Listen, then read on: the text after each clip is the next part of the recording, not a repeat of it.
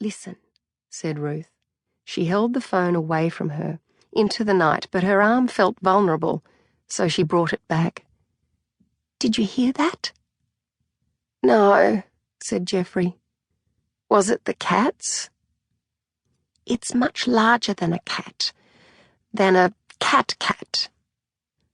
"You're telling me there's a what? There's a tiger in your house?" Ruth said nothing. She wasn't telling him there was a tiger in her house. She was telling him she could hear one.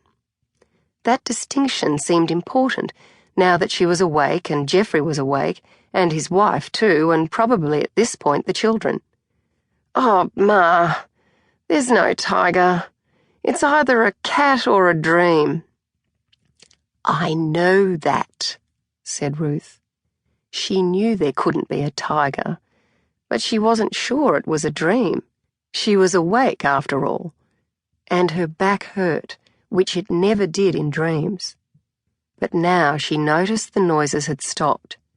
There was only the ordinary outside sound of the breaking sea. "Would you like to go and investigate?" asked Geoffrey. "I'll stay on the phone with you."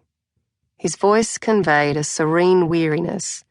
Ruth suspected he was reassuring his wife with an eye-closed shake of the head that everything was all right, that his mother was just having one of her moments.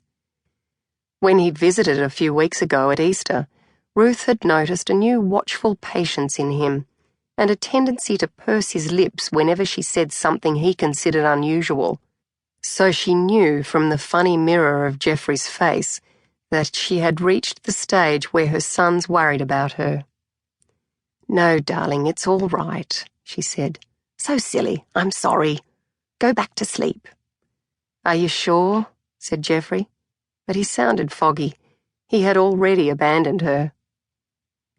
Geoffrey's dismissal made her brave. Ruth rose from her bed and crossed the room without turning on any lights. She watched the white step of her feet on the carpeted floor until she reached the bedroom door.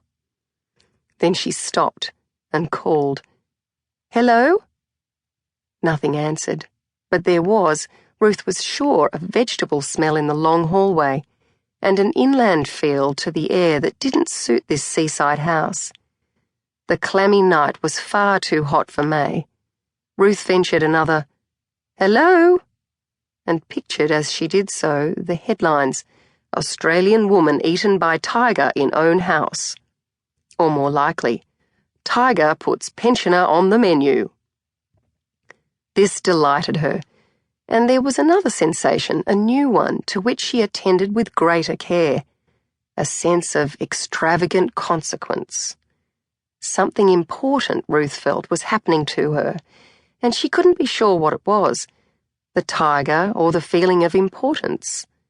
They seemed to be related, but the sense of consequence was disproportionate to the actual events of the night, which were, after all, a bad dream, a pointless phone call, and a brief walk to the bedroom door. She felt something coming to meet her, something large, and not a real thing, of course, she wasn't that far gone, but a shape, or anyway, a temperature. It produced a funny bubble in her chest. The house was quiet. Ruth pressed at the tenderness of her chest. She closed the bedroom door and followed her own feet back to bed. Her head filled and shifted and blurred again. The tiger must be sleeping now, she thought.